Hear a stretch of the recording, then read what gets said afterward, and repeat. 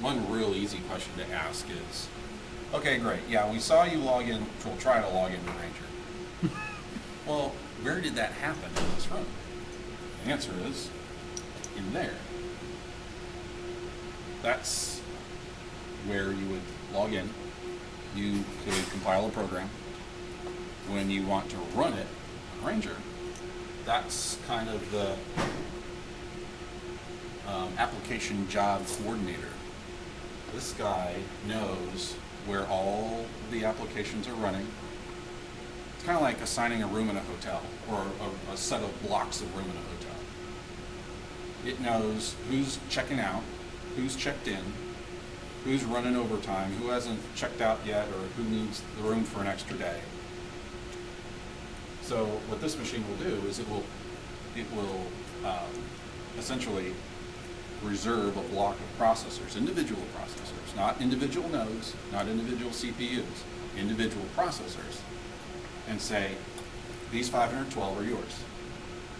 On your end of the command prompt, as far as you're concerned, that's your own computer. You've got a supercomputer with 512 processors. That's yours. Nobody else is sharing those processors. They're yours. Sweet. That's how it works. And remember we said, okay, that's fine and dandy. Great, okay. But what I get out is a whole bunch of ones and zeros. I need to be able to turn that into some kind of immersive environment. I need to be able to show that to someone who's not in my field at all, but has to make decisions based on what comes out of my field. That's not easy. And then you have to be able to show relationships between 20 or 30 variables. And you have to be able to integrate that all yourself? That sounds impossible. No, it's not. You do it all the time. You're doing it right now. You do it when you watch a movie. You do it when you look at a weather report. Actually, you do it when you see those weather, those really cool weather animations.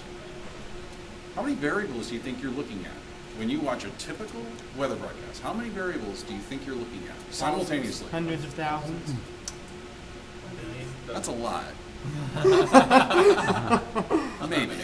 Think about, what do you think the top 5 are? The top 5 variables you're seeing? You're seeing wind speed, cloud density, Temperature, humidity. Direction, barometric pressure. XYZ, latitude, longitude.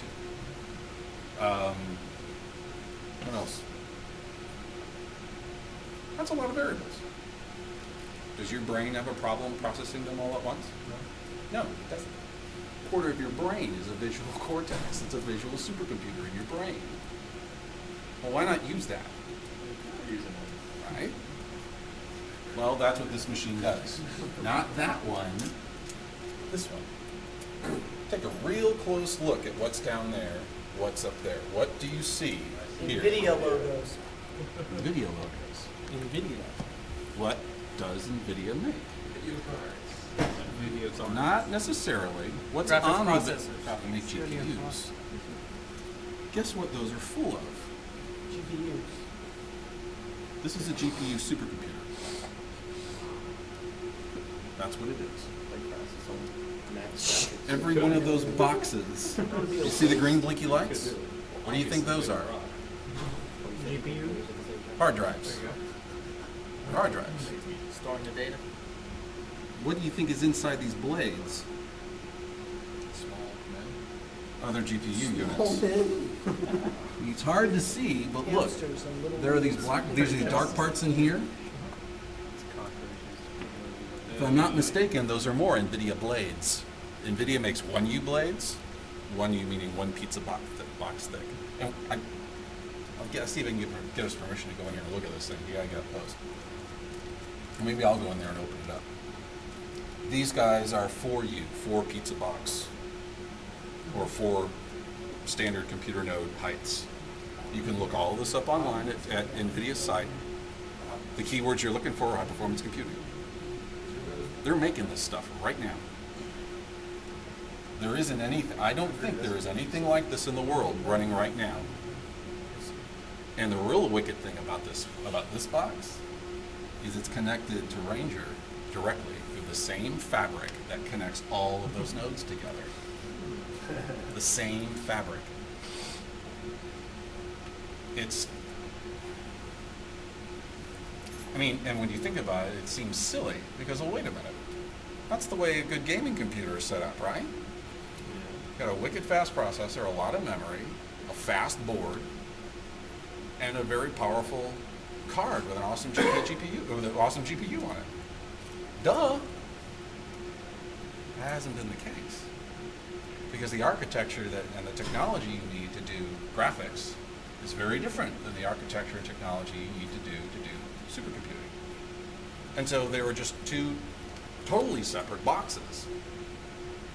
And, well, if they're two totally separate boxes, then how do you get data between them? A much slower connection. Yes, a much slower connection.